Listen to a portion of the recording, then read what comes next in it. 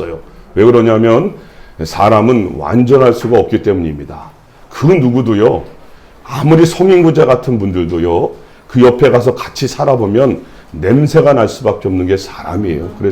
그래서 사람을 보고 오면 그만큼 신뢰할수록 상처받을 수밖에 없지만, 교회는 주님 바라보고 오는 줄로 믿습니다. 예수님 바라보면 그분의 위로가 있는 거예요. 그분의 사랑이 있고요. 그 주님의 사랑은 어제나 오늘이나 내일이나 변함이 없잖아요. 그 사랑에는 상처를 받을 수가 있나요? 없죠. 그래서 우리는 오늘 주님 전에 주님 바라보고 나온 줄로 믿습니다. 그게 주님의 은혜가 우리 가운데 충만하게 임하시기를 다시 한번 주님의 이름으로 축복합니다. 저는 오늘 베드로전서 말씀을 통해서 1장, 이제 전체 말씀인데요. 특별히 1장 13절로 16절 말씀을 통해서 거룩을 향하여 라는 제목으로 같이 또 은혜 받는 시간 됐으면 좋겠습니다.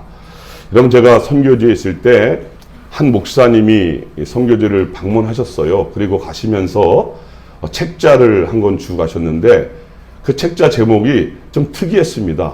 땅굴 교회라는 책이었어요. 제목이 너무 특이하잖아요. 보니까 그분의 어떤 인생의 삶의 목회에 대한 간증을 담은 그런 책이었습니다. 왜 땅굴 교회인가 했더니, 그 목사님 교회가 무려 지하에서 28년 동안 거기서 목회를 하신 거예요. 지하교회를 무려 28년 동안이나 그렇게 섬겨 오셨다는 거죠. 그런데 중요한 것은 그렇게 지하교회에 있으면서 어떤 일을 했냐면, 전 세계에 24개의 교회를 개척하고요, 10억이 넘는 재정을 선교비로 사용했다는 게 바로 그 지하교회에서 그런 일을 했다는 거예요. 얼마나 참 감동적이에요. 여러 가지 교회를 건축하고 싶은 유혹도 있었고, 또 그런 물질도 있었지만, 그 물질과 유혹을 가지고 하나님의 나라와 그 선교를 위해서 그 교회는 지하에 머물면서 계속해서 그 일을 감당하는 그런 내용의 그런 책자였습니다. 근데 그분의 삶의 스토리를 보니까, 그 형님이 그만 어렸을 때 정신병에 걸려갖고, 본인이 어렸을 나이에 형님이 정신병에 걸려갖고 가만히 집에 계시지를 않는 거예요. 툭하면 집을 뛰쳐나가시나 봐요. 그러면 그 형을 찾으려고 온 사방을 돌아다니는 게 그 집안의 일이었다라는 거예요.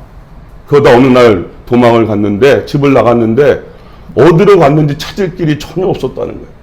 근데 어떻게 알게 돼서 보니까 교회에 가게 됐다는 거예요. 교회에 가서 있는 형을 만났는데, 형이 교회에 가서요, 거기서 2달 동안 예배를 드리면서 그 형이 정상으로 돌아오게 된 거예요. 그러면서 그 가족도 믿지 않았었는데, 그 목사님 가족 전체가 그러기 때문에 주님에게로 돌아오고, 그 동네에도 그 형이 정신병인 거를 다 알았잖아요. 그러니까 그 동네가 그 목사님 가정으로 인해서, 그 형님으로 인해서 주님께로 다 돌아오게 됐다는 그런 거룩한 은혜가 담긴 그런 내용이었습니다. 이 목사님이 참 어렵고 힘든 가정에서 신학을 다니는데 공부할 길이 없어갖고 그런 학비를 낼 돈이 없다 보니까, 그 당시에 주석책이라고 하는 책을 들고 이제 교회마다 목사님들한테 팔로 아르바이트를 다니는데, 한 교회에서 연락이 와서 그 교회에 이제 그 주석을 팔러 가는 도중에 버스에서 내렸는데 한 어린 소녀가 울고 있더라는 거예요.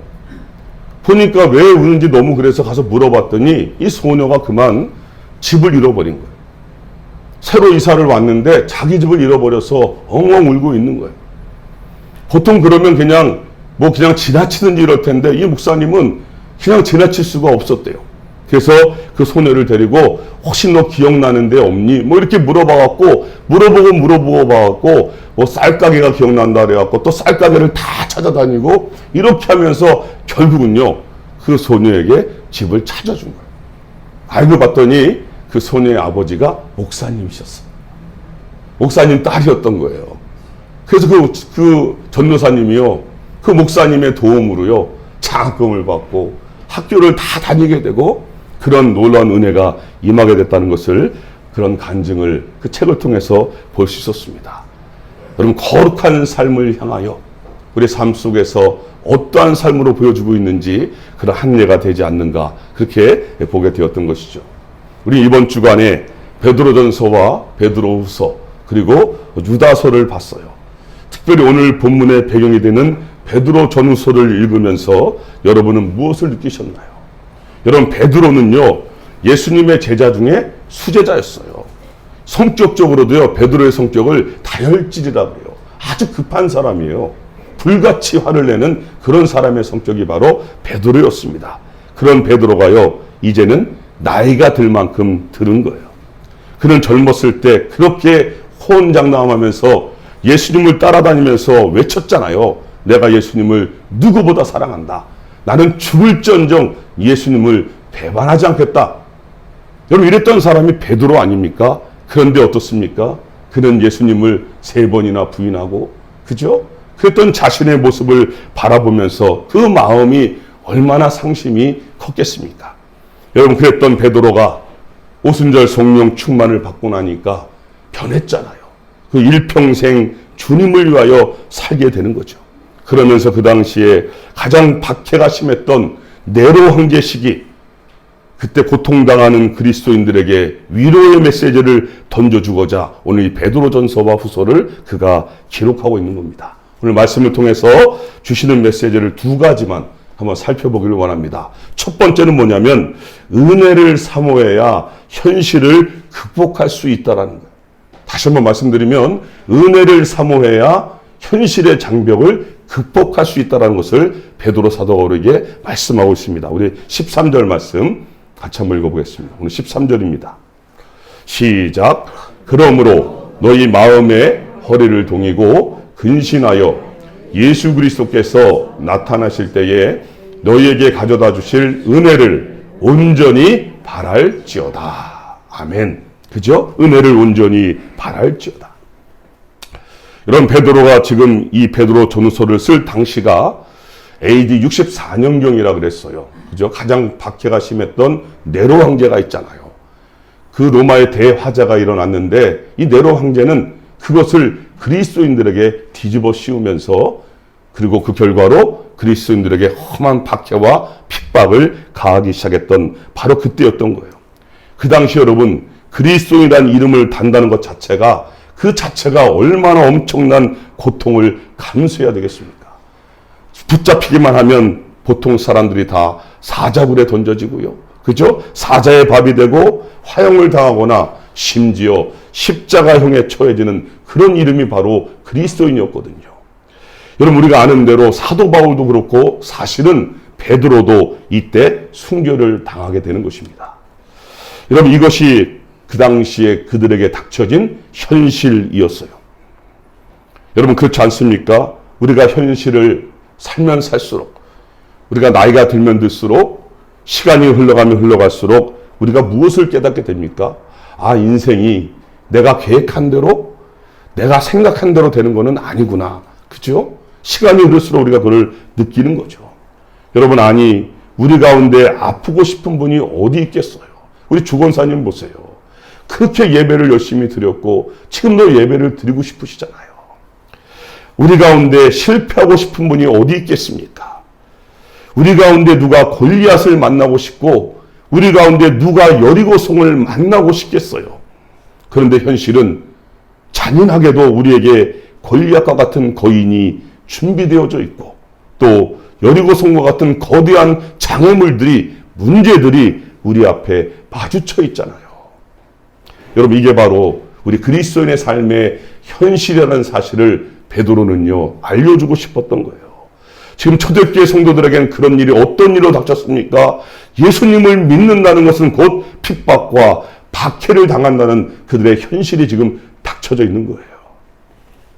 여러분, 그러니까 베드로는 이 현실 앞에서 이 현실을 부정하라고 말하지 않습니다. 이 현실을 없애달라고 말하지도 않아요. 오늘 베드로를 통하여 주시는 메시지는 이 현실, 이 고난, 이 문제, 이 환경을 어떻게 극복하는가에 포커스를 맞추고 있다는 거죠. 여러분, 그것이 무엇일까요? 오늘 우리가 13절 읽었잖아요. 그것은 은혜를 사모함으로 이길 수 있다는 거예요. 다른 것으로 그 문제와 현실을 이기는 게 아니라 은혜를 사모함으로 그 문제와 역경을 이길 수 있다는 것을 그 해답을 들려주고 있는 거죠. 여러분, 이것은 우리에게도 동일하게 적용되지 않습니까? 누가 승리하는 삶을 사는가? 결국 봤더니 하나님의 은혜를 사모하는 사람들이 이기게 되더라는 것을 보여주고자 하는 것이죠.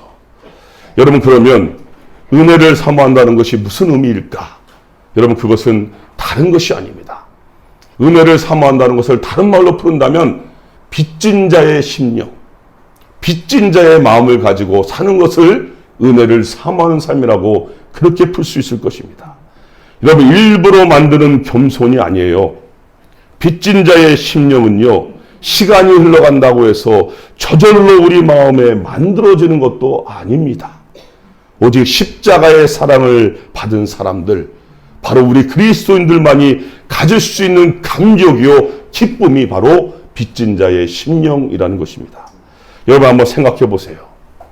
내가 아무것도 빚진 것이 없다고 생각하는 사람에게 제가 당신은 빚진 자입니다, 이렇게 제가 얘기하면 그것이 이해될 수가 있겠습니까? 도대체 내가 무슨 빚을 졌다고? 도대체 왜 저러나? 오히려 그런 생각이 드는 것은 당연한 거 아니겠습니까? 왜 그럴까요? 모르니까요. 알지 못하니까 그렇게 반응할 수밖에 없는 거죠. 여러분, 그래서 우리가 진정한 그리스도인이라고 말할 때 그것은 십자가의 감격, 그 십자가의 은혜가 없이는 도저히 불가능한 거죠. 여러분, 제가 새벽마다 요한계시록을 강의하고 있어요. 이제 그것을 마치면 제 생각대로라면 로마서를 지금 생각하고 있어요. 여러분, 로마서에서 지금까지 계속해서 하고 있는 말이 뭔지 아세요? 우리는 바로 죄인이다라는 거예요. 그 이유를 계속해서 로마서는 설명해 주고 있거든요. 여러분, 우리는 자꾸만 내가 저 사람보다는 더 의롭다, 나는 저 사람보다는 더 깨끗하게 살았다, 나는 도덕적으로 어떠한 범죄도 행하지 않았다, 그래서 나는 좀 더 괜찮은 사람이라고 자꾸만 피해가는 사람들을 향하여 이 로마서는 아니다라고 말하고 있는 거예요. 하나님 앞에서는 우리 모두가 예외 없이 다 죄를 범하여서 하나님의 영광에 이르지 못했다라는 거죠. 의인은 없나니 하나도 없다라는 것이 바로 로마서에서 말하는 인간론의 결론을 말하고 있는 거예요. 여러분, 내가 죄인이라는 그 의식도 또 그 깨달음도 없는데 어떻게 하나님이신 예수님께서 나의 죄를 다 멸하시려고, 나를 구원하시려고 십자가에서 온몸이 찢기시고 피화물을 다 쏟으시기까지, 죽기까지 그 고통을 당하신 그 사건이, 아니 어떻게 믿어질 수가 있겠어요? 내가 죄인이라고 하는 깨달음이 없는데. 여러분, 여기서 그리스도인과 아닌 사람들의 차이가 나타나는 거죠. 교회를 아무리 오래 다녀도 이 부분이 지식적으로 들릴 수는 있어요. 그래서 지식적으로 동의할 수는 있습니다. 그러나 그것이 나에게 빚진 자의 심령으로 오지는 못한다는 것이죠. 여러분, 그러나 십자가의 그 사랑, 십자가의 그 은혜가 가슴에 새겨진 사람, 그 십자가의 보혈이 오늘도 흐르는 사람은 그 주님의 보혈이 나의 죄를 완전히 비추어 주는 그런 모습을 보게 되는 것이죠. 주님의 보혈이 나의 죄를 완전히 비추어 줄 때 무엇을 깨닫습니까? 내가 얼마나 파렴치했는가, 내가 얼마나 이기적이고 내가 얼마나 죄 가운데 살았던 사람인가, 남에게 말을 안 해서 그렇지 생각으로 마음으로 얼마나 나는 죄 가운데 살았던 사람인지를 정확하게 그 보혈의 빛이 비춰주기 때문에 그 속에서 나는 죄인이라고 고백할 수밖에 없는 거죠. 그래서 우리는 고백하는 거예요. 나 같은 죄인 살리신 주 은혜의 놀라와 잃었던 생명 찾았고 광명을 얻었네. 그 찬양의 고백이 그래서 터져 나오게 되는 것입니다. 여러분, 그래서 이제는요, 빚진 자의 심령을 가지게 되는 것이죠. 우리가 찬양도 부르지 않습니까? 오직 나의 나 된 것은 하나님의 은혜입니다. 하나님의 은혜입니다. 입술이 열려질 때마다 하나님의 은혜를 고백하며 살게 되는 것이죠. 그리고 그 은혜를 더욱 사모하며 살아갈 수밖에 없는 거죠. 왜요? 여러분, 이 모습이 바로 진짜 그리스도인이기 때문이에요. 여러분, 우리가 자주 부르는 찬송 중에 찬송가 149장 있지 않습니까? 그 제목이 뭔지 아세요? 주 달려 죽은 십자가예요. 여러분, 이 고백이 우리의 고백이 되길 원합니다. 주 달려 죽은 십자가, 우리가 생각할 때에 죽으신 구주밖에는 자랑을 말게 하소서. 못 박힌 손과 발을 보니 큰 잡이 나타나셨네. 온 세상 만물 가져도 주 은혜 다 못 갚겠네. 온 세상 만물 가져도 주 은혜 못 다 갚겠네. 여러분, 그렇게 주님의 은혜를 사모하심으로 현실의 문제들을 넉넉히 이기며 나가시기를 주님의 이름으로 축복합니다. 오늘 또 한 가지 베드로를 통하여 주시는 메시지는 우리 그리스도인의 삶은 거룩함으로 향하게 되어 있다는, 거룩함으로 향하게 되어 있다. 우리 15절 말씀 같이 한번 읽어보시죠. 15절입니다. 시작. 오직 너희를 부르신 거룩한 이처럼 너희도 모든 행실에 거룩한 자가 되라. 아멘.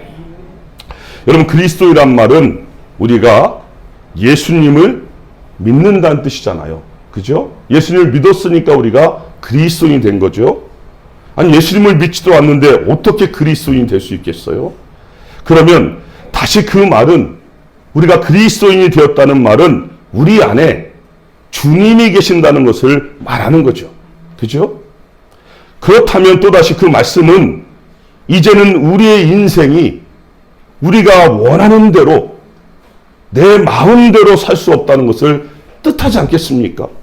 왜냐하면 내 속에 누가 들어와 계세요? 주님이 들어와 계시니까요. 그 말의 의미가 뭐냐면 이제는 주님께서 우리가 내 마음대로 내 뜻대로 살도록 그냥 가만히 내버려 두시지 않는다는 것을 뜻하는 거예요. 여러분, 그렇다면 주님께서 우리 속에 계셔서 우리를 어떻게 만들어 가시겠다고요? 그것이 바로 오늘 본문이에요. 거룩이라는 것입니다. 바로 주님이 우리를요, 거룩한 사람으로 우리 안에서 만들어 가시겠다는 거예요. 그것이 성경의 인물들이 보여주고 있는 예잖아요. 여러분, 야곱을 보세요. 야곱이 얼마나 뺀질거렸으면 이 지렁이 같은 야곱아라 그래요. 얼마나 속이고 거짓말하고 세상의 방법을 총동원하는 사람의 대표가 누구였어요? 야곱이었잖아요. 그랬던 그를 하나님께서 마지막에 어떻게 바꾸십니까? 예배의 사람, 기도의 사람, 거룩한 사람으로 하나님이 만들어 가신 것이 창세기에서 보여주고 있는 야곱의 모습 아닙니까? 그게 바로 우리들이라는 거 아니에요.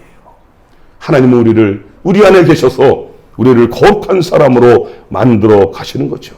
그럼 그 말씀이 오늘의 본문이지 않습니까?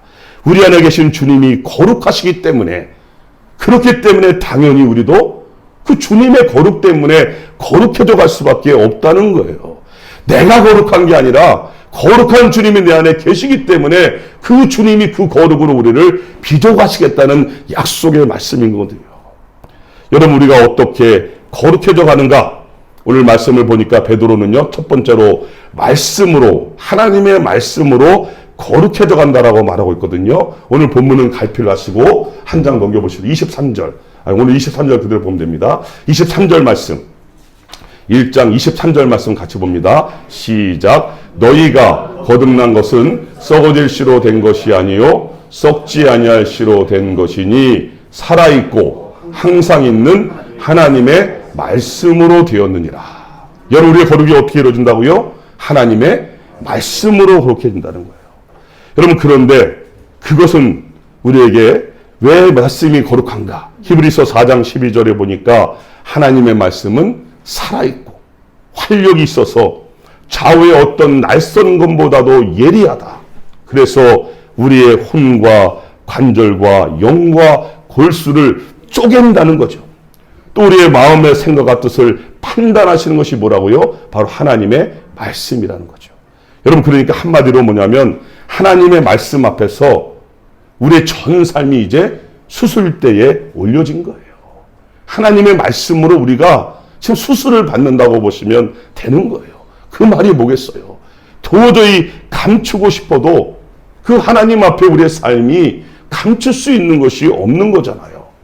여러분, 그래서 우리가 그리스도인인데 우리 속에 계신 주님의 뜻대로 살지 않을 때, 우리가 주님의 뜻대로 살지 않을 때 거침없이 이 말씀의 검으로 우리를 찔러대게 돼 있는 거예요.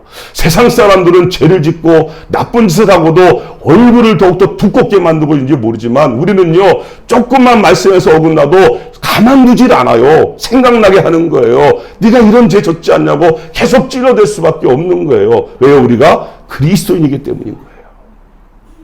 여러분, 그렇기 때문에 그리스도인 된 순간부터 세상의 자유는 이제 끝난 겁니다. 오직 우리는 주님 안에서만 참 자유와 행복을 누리게 되어진 거거든요. 여러분, 그게 슬프다면 아직 모르는 거예요. 예. 여러분, 또 한 가지 우리가 어떻게 거룩해져 가는가? 오늘 본문은 갈필하시고 한 장만 넘기시면 2장 21절 보겠습니다. 하나님의 말씀으로 거룩해지고 또 한 가지 2장 21절 우리가 어떻게 거룩해져 가는가? 2장 21절입니다. 시작. 이를 위하여 너희가 부르심을 받았으니 그리스도도 너희를 위하여 고난을 받으사 너희에게 본을 끼쳐 그 자취를 따라오게 하려 하셨느니라. 아멘. 여러분, 우리가 어떻게 거룩해져 간다고요? 다른 것이 아니라는 거죠. 고난 때문에 우리가 거룩해져 간다는 거예요. 무엇 때문에요? 고난 때문에 말이죠. 여러분, 고난을 좋아할 사람이 어디 있겠어요? 그런데 왜 우리 삶에 고난이라는 이름으로 많은 것들이 찾아왔는가?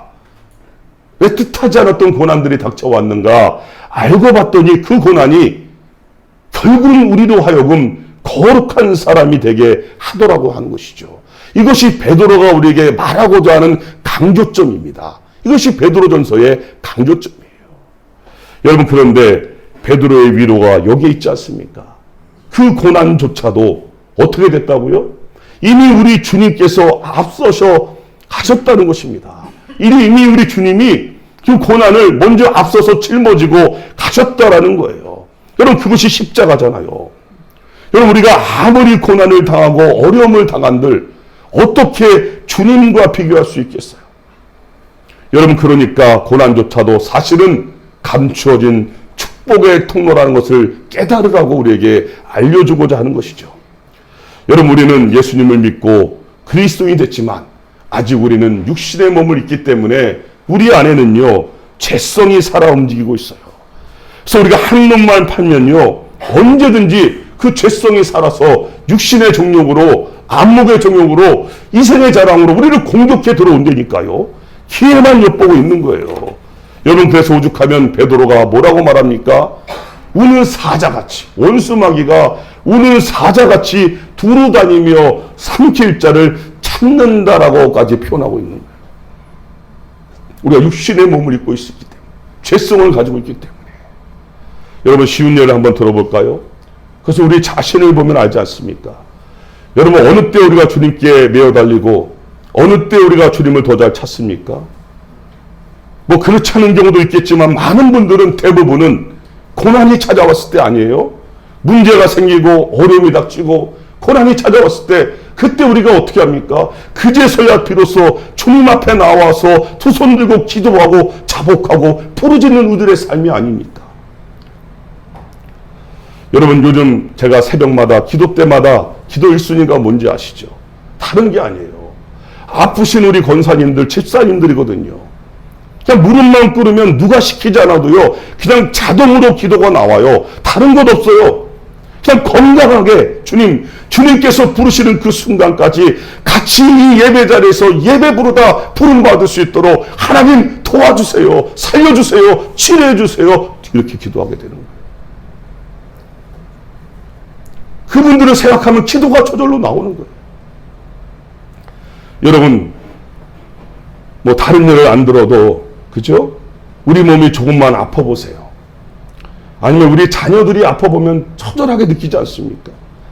약을 먹어도 약이 들질 않아요? 그 다음에 어떻게 되나요? 다른 방법 아무것도 없을 때 우리가 뭐 하고 있지요? 하나님 부르잖아요. 하나님, 우리 아이 살려달라고. 하나님, 우리 아이를 떨어뜨려달라고. 하나님, 지켜달라고. 그렇게 부르짖지 않습니까? 여러분, 이것이 우리의 실제거든요. 여러분, 우리를 만드신 분이 누구십니까? 하나님이십니다. 그 말은 우리를 가장 잘 아시는 분이 누구예요? 하나님이신 거예요. 우리가 아니라는 거죠. 우리는 마치 내가 내 인생이 내 것인 양, 내가 나를 가장 잘 아는 양 그렇게 살 때가 많지만 그게 아니다라는 것을 하나님 말씀을 통하여 다시 한번 가르쳐주고 있는 것이죠. 우리는 하나님의 소유된 백성인 줄로 믿습니다. 그죠? 왕 같은 제사장인 줄로 믿습니다. 이게 베드로의 고백이에요. 우리는 하나님의 자녀인 줄로 믿습니다. 그렇기 때문에 주님이 우리 안에 계신다라고 말하는 거예요. 주님이 우리 안에 계시는 것을 어떻게 하냐고요? 여러분, 그것을 확증시켜주는 분이 계시죠.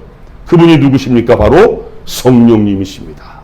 성령님이 우리 안에서 우리가 하나님의 자녀인 것을 확증시켜주고 계시는 거예요. 그래서 누가 말하지 않아도 태초에 하나님이 천지를 창조하시니라. 이게 어떻게 믿어질 수 있는 일이에요? 아니, 무리를 주님이 걸으신 게 어떻게 믿어질 수 있어요? 아니, 우병이어가 어떻게 믿어집니까? 어떻게 죽었다가 다시 부활하는 게 믿어지세요?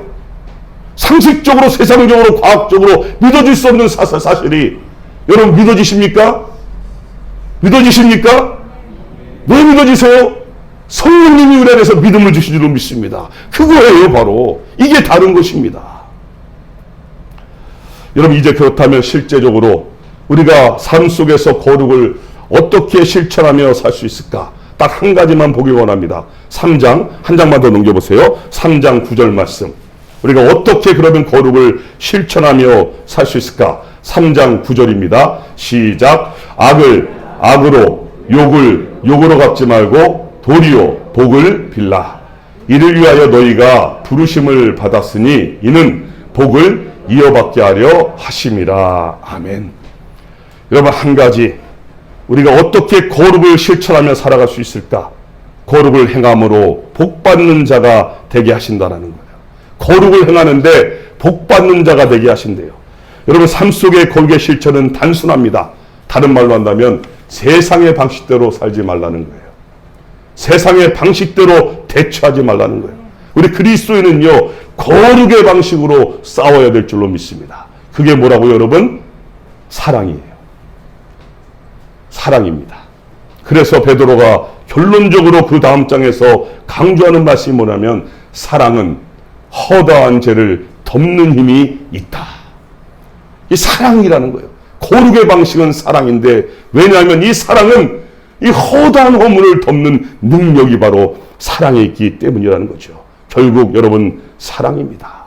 그 사랑을 어떻게 오늘 표현하고 있습니까? 복을 빌어주라는 거예요. 복을 빌어주라. 여러분, 제가 항상 강조하지 않습니까? 조금이라도 여러분의 마음속에 불편하게 하신 분들이 분명히 있을 거예요. 지금까지 살아오면서 정말 꼴도 보기 싫을 정도로 미운 사람들도 있을 것이고, 증오하고 싶은 사람도 있을 것이고, 심지어는요, 죽이고 싶을 정도로 복수하고 싶은 분도 있지 않습니까? 살아오면서 얼마나 그런 많은 것들을 겪어왔어요. 여러분, 그런데 오늘 말씀이 우리에게 어떻게 하라고 가르치고 있습니까? 세상의 방식에 반대로 하라는 거 아니에요. 그들을 향하여 뭐 하라고요? 복을 빌어주라는 거예요. 그들을 향하여 뭐 하라고요? 축복을 주라는 거예요. 여러분, 그렇게 그들을 용서하고 축복하고 사랑할 때 어떤 일이 벌어진다고 말하고 있습니까? 우리가 그런 자세만 가지고 나아가도 그 순간부터는 누가 일하신다고요? 하나님께서 일하시겠다는 거예요. 하나님이 갚아주시고요, 하나님이 행하시고요, 하나님이 역사해 주시겠다는 것을 하나님이 약속으로 증명해 주는 거예요. 한번 해보라는 거예요. 힘들고 어렵지만, 정말 고통스럽지만 한번 축복해보고 복을 빌어보고 원수를 향하여서 한번 해보라는 거예요. 하나님이 어떻게 역사하시는지 하나님의 능력을 한번 맛보라는 것이죠. 여러분, 하나님께서 여러분에게 더 큰 축복으로, 더 큰 사랑으로 함께 하시기 위한 약속의 말씀을 주고 계신 것 아니겠습니까? 여러분, 이러한 모습들이, 우리가 그러한 모습으로 살아갈 때 이 세상 사람들이 우리를 볼 때 뭘 볼 수 있을까?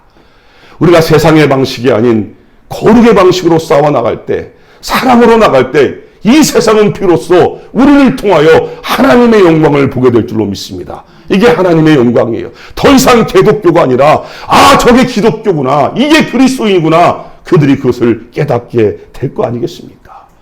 말이 아니라 우리의 삶의 행동을 통해서 하나님의 영광을 드러내는 우리 모두가 되시기를 주님의 이름으로 축복합니다. 여러분, 말씀을 맺어보죠. 우리는 서론에서 한 전도사님의 사랑을 받잖아요. 여러분 2달 동안이나 그 형님이 정신병으로 도망가서 교회에 머물 때 그 교회에 전도사님이 계셨거든요. 그 전도사님이 그분을 붙들고요, 매일같이 예배를 드린 거예요. 매일같이 그분을 위해서 하나님 앞에 엎드렸던 거예요. 아무런 용고도 없던 그를 붙잡고 매일같이 하나님 앞에 예배하며 엎드릴 때 그 예배가 거룩 아닙니까? 하나님의 은혜가 그 가운데 임하게 됐고, 그것을 통해서 그 가족 전부가, 그 마을 동네가 하나님의 영광을 목도한 거예요. 그 주님께로 돌아오게 된 역사가 임하게 된 것 아니겠습니까? 여러분, 오늘 우리는 베드로를 통하여 2가지를 봤습니다. 어떠한 현실의 문제 앞에서도 우리가 어떻게 하라고요? 은혜를 사모하심으로, 은혜를 사모함으로 빚진 자의 심령을 가지고 그 십자가의 감격과 십자가의 은혜를 가지고 끝까지 살라라고 말씀하고 있죠. 또 한 가지는 뭡니까? 우리 속에서 우리를 거룩하게 만들어 가신 그 주님께 한번 순종하면서, 그죠? 축복하고 복을 빌어주고 하나님의 방식으로, 거룩의 방식으로 싸워서 이 시대에 우리의 삶의 현장에서 하나님의 영광을 드러내는 우리 모두가 되시기를 주님의 이름으로 축복합니다. 기도하시겠습니다. 하나님,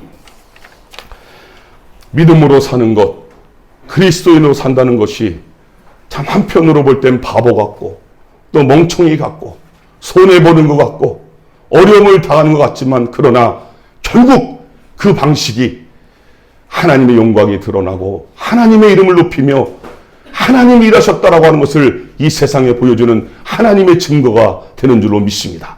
그렇게 하나님 오늘 말씀을 통하여 우리가 이 세상의 방식이 아닌 하나님의 방식으로, 거룩의 방식으로 하나님의 은혜를 사모함으로 승리하게 도와주시옵시고, 또 이 땅 가운데 보내받은 그곳에서 하나님의 영광을 위하여 말씀에 순종함으로, 축복함으로 하나님의 뜻을 이루어가는 저희들 되게 하여 주시옵소서. 감사하며 예수님의 이름으로 기도드립니다.